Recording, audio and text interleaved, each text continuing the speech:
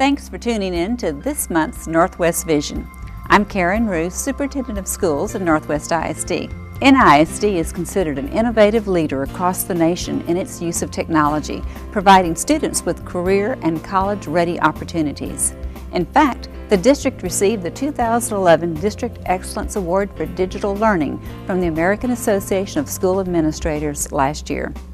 From CPS clickers to netbooks, learning with technology is taking place daily for our students in classrooms and our teachers during professional development. Now, last March, NISD hosted the first ever Techno Expo, where community could come see the use of technology in the classroom during a series of 20 breakout sessions. From animation to website design, 6th through 12th grade students presented their best technology work to community members. Now today, I have the pleasure of introducing you to Ms. Casey Helmick and Tabor Elder. Ms. Helmick is the facilitator of the Science, Technology, Engineering, and Mathematics Academy at Northwest High School, and Tabor is a junior in the Academy. Thank you for being here. I appreciate it. Thanks for having us. Thank you. Well, Ms. Helmick, we know that as facilitator of that academy, you have several ideas and have worked towards some very specific curriculum. Tell us a little bit about the academy and what it's about. Well, we are a 4-year program for 9th through 12th graders, and we focus with STEM careers and goals, so science, technology, engineering, and math. Our students enter as 9th graders and stay with us till hopefully seniors, and we are completely project-based, so we're working on real-world skills, work ethic, teamwork, and collaboration. You know, a way for our community to get a small glimpse of what that looks like, that project-based instruction you talked about, was our Techno Expo, which was new, and we're going to do it again this year. Tell us a little bit about Techno Expo. Well, we had over 80 students turn in projects, which with groups of teams, 30 actual projects were turned in. We had projects ranging from website design to t-shirt design. Tabor turned in a couple of architectural designs. Our biology students created a magazine for 3rd graders at Seven Hills Elementary, and those were published and produced. And all of our students were able to present those projects professionally to our community and our staff members. You know, I attended that Techno Expo and was just absolutely impressed with the quality of work our kids do using that digital platform, the way they're using digital resources to learn. A lot of community members were there as well, and Tabor, I know you were there. I probably stepped into the classroom where you were presenting that night. Tell us a little bit about your projects and what it meant as a student to be a part of Techno Expo.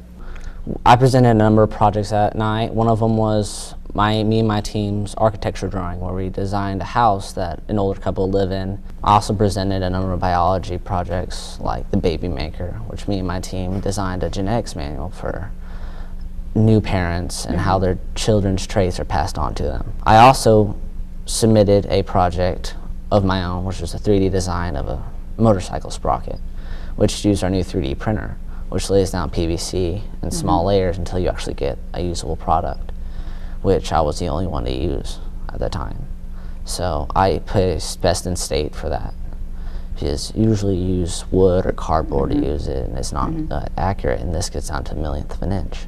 And a lot of projects that were entered, like the freshmen's, was the school of the future, where you design your own school and how it would look in the future. Some of them did hologram teachers, some of them did open buildings where you could actually look into classrooms and view them from the internet. I remember, in fact, I think I saw your project that was done with the 3D printer, because I remember Ms. McKenna sharing that with me, and very proud of the work that your class did.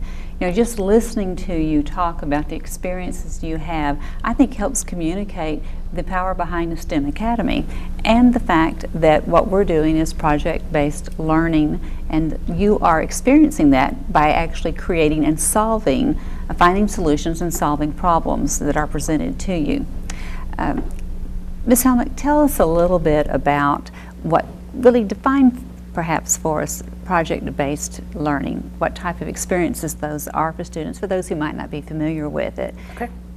It's a little bit different than a traditional learning environment. In a traditional learning environment, the teacher would kind of direct all the learning that occurs through the 6 weeks. And then at the end of the 6 weeks, they may wrap it up with some sort of project that kind of guides everything together. We kind of start backwards. We start with a project and we give them a problem or an issue that society might be having. And then they have to learn through that and figure out what kind of skills they need and what background knowledge they need to actually come up with the solution and the issue, solve the issue for society as a whole. And it sounds like you've hit on some pretty meaty topics, looking at genetics and what that means in births. I think that's fascinating. You presented at Techno Expo. How did your audience respond? How did you find that by having community members in and giving you an opportunity to share the way you are now learning with them? What was that like for you?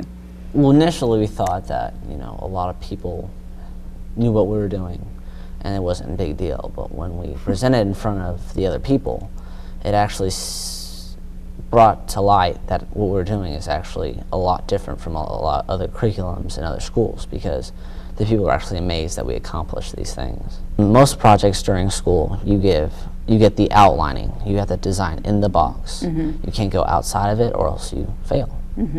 Well, in this, you get bonus points. You can even get, twice the grade if you go out, do more. Would either one of you like to talk about the value of technology to you, either as a teacher, as one who guides students and helps them in their learning, or as the learner, one who's using resources to explore and discover? What would you have us know about that? I think simply in this day and age, you can't be ready for the 21st century if you have not used and utilized every technology that there is available. Our students are going to graduate and have no idea what's out there. There are technologies around the corner that we don't even haven't even thought of, and they need to be able to utilize those technologies readily. And I think us having the netbooks and the ability of all the programs that we have provides them with a much better opportunity than other students have. Good. Tabor, anything you wanted to add? I think that technology gives us a background in future careers. There's a lot of people who want to design aircraft or automobiles. They go into the industry not knowing a single bit about the program. They spend at least 2 years trying to get the grasp of it. And we spent the last 2 years getting that. So we get a good foot in the door and we get to develop our careers faster. It gives us the skills needed to participate in a group-based learning project. Good deal. Well, thank you. Thank you. And for our community, let me say that we'll be having the second annual Techno Expo event in Northwest ISD. So mark your calendars for Thursday, March the 8th. We can't wait to show off all the digital learning that is taking place in our classrooms. And you'll get a chance to see students showcasing the work they do and the experiences that they've had a hand in creating. Well, Ms. Helnick and Tabor, thank you for joining me today. Thank you for joining us today. And we'll see you next time on Northwest Vision.